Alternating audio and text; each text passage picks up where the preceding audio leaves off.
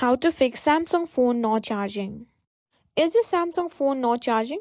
Don't worry, you're not alone. In today's video, we'll go through 4 different ways to fix your Samsung phone if it's not charging, and these solutions apply to all Samsung models. So let's get started.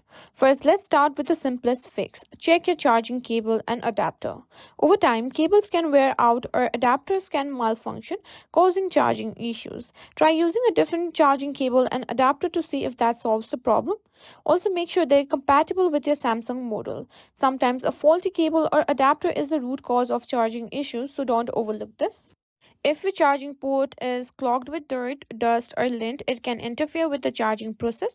This is another common reason why your phone might not charge. Use a soft brush or a stick to gently clean the charging port. Be sure to do this carefully as the port is delicate.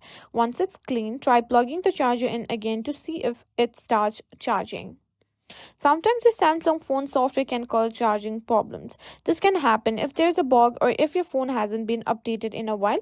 Start by restarting. This simple step can often resolve many software related issues, including charging problems.